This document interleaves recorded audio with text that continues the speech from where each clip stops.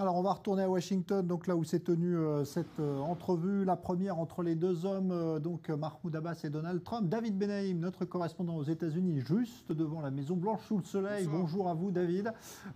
Est-ce qu'on peut dire que ce premier rendez-vous entre les deux hommes s'est déroulé dans un bon climat et que on a entrevu quelque chose de positif ce soir ? Oui, c'est un excellent climat, même le meilleur climat qu'on ait vu entre un président de l'autorité palestinienne et un président américain depuis de très très longues années.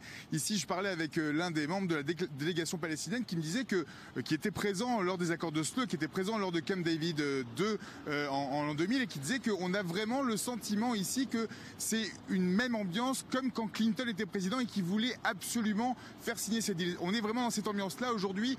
Le sentiment, en tout cas, au sein des membres de l'autorité palestinienne qui sont présents ici, c'est vraiment le sentiment que Donald Trump a vraiment envie que ce deal, que cet accord existe. Et il appelle d'ailleurs le négociateur en chef, parce que c'est lui-même, il se présente comme ça. Donc c'est vraiment un optimisme qui est vraiment présent. On avait à l'intérieur de la salle tout à l'heure un petit micro qui traînait et on entendait Donald Trump, pendant qu'ils étaient en train de déjeuner, on entendait Donald Trump qui disait finalement ce deal, il va pas être si difficile à obtenir que ce qu'on le croit. Donc l'optimisme dans les deux camps, aussi bien chez Donald Trump que du côté des Palestiniens. Alors avec un président américain toutefois qui ne veut rien imposer aux deux parties, puisqu'il continue d'ailleurs de ne pas parler d'État, de solution à deux États.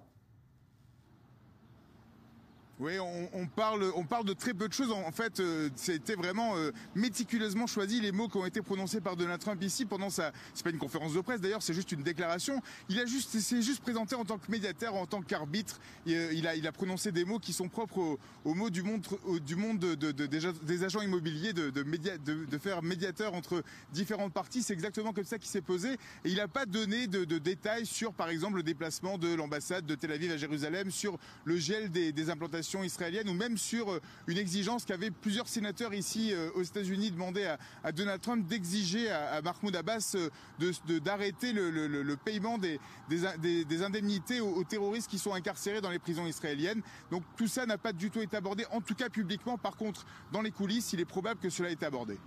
Merci David Benaïm en direct donc de la Maison Blanche à Washington. Alors tout cela se déroule dans une période où ici en Israël, eh bien,